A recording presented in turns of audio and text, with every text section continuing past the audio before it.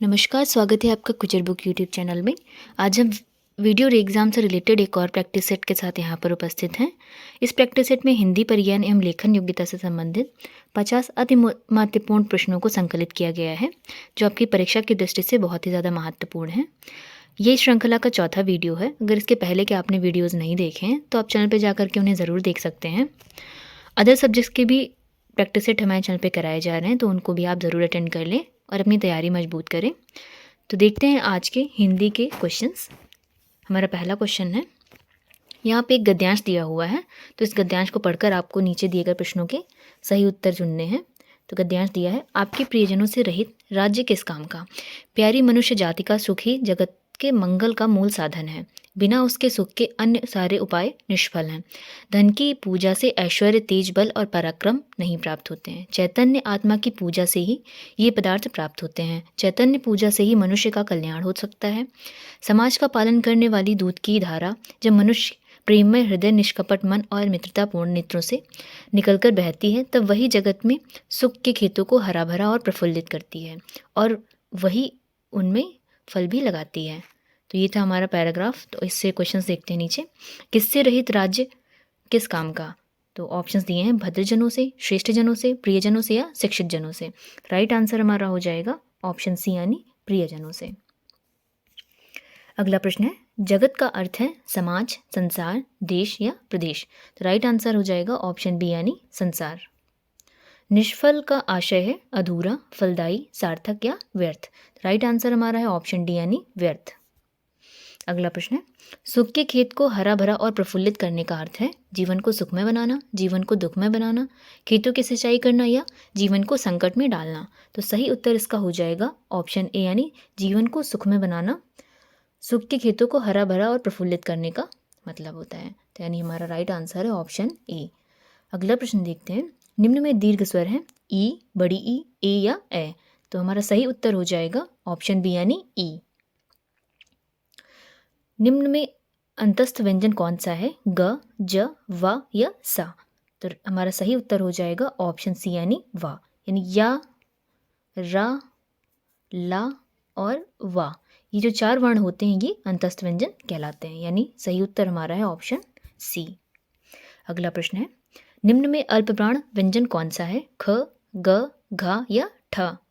तो सही उत्तर हमारा हो जाएगा ऑप्शन बी यानी ग। अगला प्रश्न देखते हैं, निम्न में घोष वर्ण कौन सा है? ज, क, च या टा। तो सही उत्तर हमारा है ज यानी ऑप्शन ए सही है। अगला प्रश्न देखते हैं, निम्न में ओष्ठ वर्ण कौन सा है? आ, ई या उ। तो सही उत्तर हमारा है ऑप्शन डी यानी उ। तो उ को ओष्ठ की सहायता से बोला जाता है, इसलिए उ हमारा ओष्ठ वर्ण कहलाता है। अगला प्रश्न है, निम्न में योगरूढ़ शब्द है पीला, जलज, पर या दूध वाला।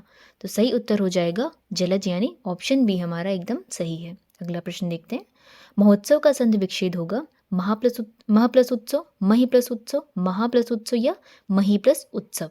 तो सही उत्तर हमारा है ऑप्शन सी यानी महा प्लस उत्सव जो होता है वो मिलकर बनता है महोत्सव। अगला प्रश्न है, बैलगाड़ी में समास है द्वंद्व, द्विगु, अव्ययीभाव या तत्पुरुष। तो सही उत्तर हमारा है ऑप्शन डी यानी तत्पुरुष समास। अगला प्रश्न है, आगमन में उपसर्ग है आ, अ, आग या मन। तो सही उत्तर हो जाएगा ऑप्शन ए यानी आ। अगला प्रश्न है, रसोईया में प्रत्यय है या, इया, आ या रस। तो सही उत्तर हमारा है ऑप्शन बी यानी इया। तो रसोईया में जो प्रत्यय हो जाएगा वो है इया। प्रत्यय जो होते हैं वो शब्द में पीछे की ओर लगते हैं और जो उपसर्ग होते हैं वो आगे की ओर लगते हैं। तो इसलिए हमारा जो सही उत्तर है वो है ऑप्शन बी यानी इया। अगला प्रश्न है, निम्न में कौन सा शब्द तत्सम है? क्षेत्र, गधा, गाय या घर। तो सही उत्तर है ऑप्शन ए यानी क्षेत्र। अगला प्रश्न है, निम्न में कौन सा शब्द तत्सम है तद्भव है? यौवन, निर्झर, जीभ या स्थान। तो सही उत्तर हमारा हो जाएगा ऑप्शन सी यानी जीभ। तो ऑप्शन सी हमारा सही उत्तर है। अगला प्रश्न है, निम्न में कौन सा शब्द देशज है? गोबर, घोड़ा, हल्दी या कटोरा। तो सही उत्तर हमारा है ऑप्शन डी यानी कटोरा। अगला प्रश्न है, निम्न में कौन सा शब्द विदेशी है? टिकट, मध्य, मयूर या वचन। तो राइट आंसर हमारा है ऑप्शन ए यानी टिकट।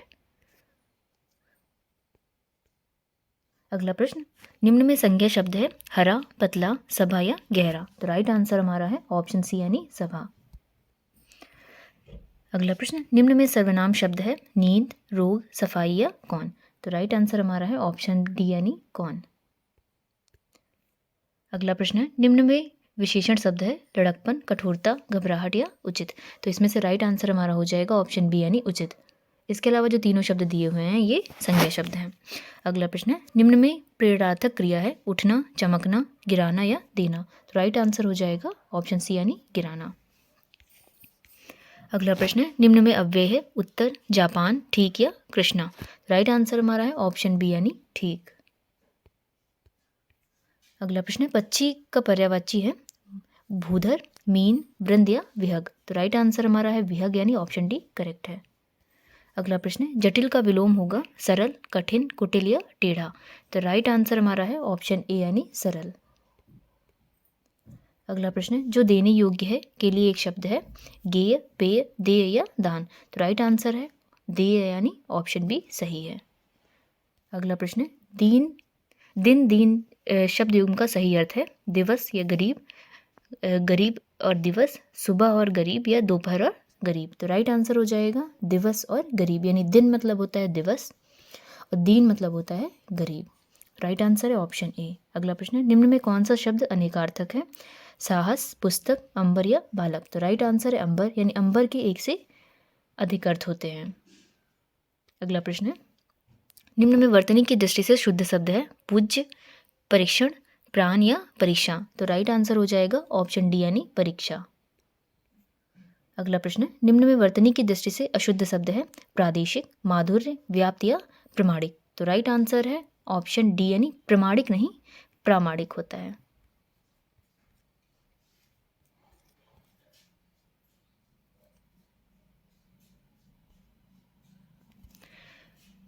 अगला प्रश्न है, निम्न में अधिकरण कारक का परसर्ग कौन सा है। तो राइट आंसर हमारा हो जाएगा ऑप्शन ए यानी अधिकरण का जो परसर्ग होता है वो होता है पर। अगला प्रश्न है, निम्न में पुल्लिंग शब्द कौन सा है क्षमा, घटना, क्षेत्र या रीति। तो राइट आंसर हमारा है ऑप्शन सी यानी क्षेत्र। इसके अलावा जो तीनों शब्द दिए हुए हैं वो स्त्रीलिंग शब्द हैं। अगला प्रश्न है, निम्न में स्त्रीलिंग शब्द कौन सा है दुख, गरिमा, लेख या स्पर्श। तो राइट आंसर हमारा हो जाएगा ऑप्शन बी यानी गरिमा। अगला प्रश्न है, किसका प्रयोग सदैव बहुवचन में होता है दर्शन, नारी, लता या गाय। तो राइट आंसर हमारा है ऑप्शन ए यानी दर्शन। अगला प्रश्न है, निम्न में भूतकाल का उदाहरण है मैं जाता हूँ, राम घर गया था, वह आ रहा है, वह पुस्तक पढ़ेगा। तो सही उत्तर हमारा है ऑप्शन बी यानी राम घर गया था। तो राम घर गया था ये मतलब भूतकाल की बात कही जा रही है जो कार्य हो चुका है, तो इसलिए ये भूतकाल का उदाहरण है। अगला प्रश्न है, निम्न में भाववाच्य है मोहन पुस्तक पढ़ता है, श्याम पत्र लिखता है, मोहन से बैठा नहीं जाता, पत्र लिखा नहीं जाता। तो राइट आंसर हमारा हो जाएगा ऑप्शन सी, यानी ऐसे वाक्य जिनमें बैठा नहीं जाता, किया नहीं जाता, इस तरीके से वाक्य होता है तो वे सभी भाववाच्य के वाक्य होते हैं। अगला प्रश्न देखते हैं, निम्न में कौन सा वाक्य मिश्र वाक्य है विद्वान सब जगह पूछा जाता है, अच्छा लड़का माता पिता की आज्ञा मानता है, वह पुस्तक राम की है, जब सवेरा हुआ तब हम लोग बाहर गए। तो सही उत्तर है ऑप्शन डी यानी जब सवेरा हुआ तब हम लोग बाहर गए। अगला प्रश्न है, मैंने विद्यालय जाना है वाक्य में अशुद्ध अंश है मैंने, विद्यालय, जाना या है। तो राइट आंसर हो जाएगा ऑप्शन ए यानी मैंने। अगला प्रश्न है, प्रश्न चिन्ह कौन सा है। तो प्रश्न चिन्ह को प्रदर्शित किया जाता है इस प्रकार। तो हमारा जो ऑप्शन बी है वो सही आंसर है। अगला प्रश्न है, आसमान फट जाना मुहावरे का सही अर्थ है असंभव काम होना, बहुत शोर करना, चुगली करना या अचानक आफत आ पड़ना। तो सही उत्तर हमारा हो जाएगा ऑप्शन डी यानी अचानक आफत आ पड़ना। अगला प्रश्न है, स्वावलंबी होना के लिए सही मुहावरा है पौ 12 होना, पानी फेर देना, पैरों पर खड़ा होना या फूंक फूंक कर पैर रखना। तो सही उत्तर हमारा है ऑप्शन सी यानी पैरों पर खड़ा होना। अगला प्रश्न है, बोए पेड़ बबूल के आम कहाँ से होए, लोकोक्ति का सही अर्थ है कर्म के अनुसार फल नहीं मिलता है। जैसा कर्म करोगे वैसा फल मिलेगा, कर्म और फल का कोई संबंध नहीं, कर्म करो फल की इच्छा मत करो। तो सही उत्तर हमारा हो जाएगा ऑप्शन बी, यानी जैसा कर्म करोगे वैसा फल मिलेगा। अगला प्रश्न है, लाभ ही लाभ अर्थ के लिए सही लोकोक्ति है, पांचों उंगलियां घी में, पांचों उंगलियां बराबर नहीं होती, नेकी कर और कुएं में डाल, नेकी और पूछ पूछ। तो सही उत्तर इसका हो जाएगा ऑप्शन ए, यानी पांचों उंगलियां घी में जो लोकोक्ति है इसका सही उत्तर होता है लाभ ही लाभ होना। अगला प्रश्न है, मूल पाठ की व्याख्या के साथ अनुवाद कहलाता है शब्दानुवाद, भावानुवाद, सारानुवाद या व्याख्यानुवाद। तो सही आंसर जो है वो है ऑप्शन डी, यानी व्याख्यानुवाद। अगला प्रश्न है, ब्रज हिंदी की किस भाषा के अंतर्गत है, पहाड़ी हिंदी, पूर्वी हिंदी, पश्चिमी हिंदी या राजस्थानी हिंदी। तो सही उत्तर हो जाएगा ऑप्शन सी, यानी पश्चिमी हिंदी। अगला प्रश्न है, अमेंडमेंट के लिए सटीक हिंदी अनुवाद है शोधन, संशोधन, प्रशोधन या समावेशन। तो सही उत्तर है ऑप्शन बी, यानी संशोधन। अगला प्रश्न है, सूरसागर के रचयिता कौन है, विद्यापति, जयदेव, तुलसीदास या सूरदास। तो सूरसागर जो रचना है ये है सूरदास की। तो सही उत्तर हमारा हो जाएगा ऑप्शन डी।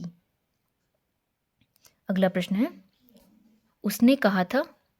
अगला प्रश्न है, निम्न में रीतिकाल का कवि कौन है। ऑप्शंस हैं जयशंकर प्रसाद, सूर्यकांत त्रिपाठी निराला, बिहारी या सुमित्रानंदन पंत। तो सही उत्तर है रीतिकाल के जो कवि हैं वो हैं बिहारी।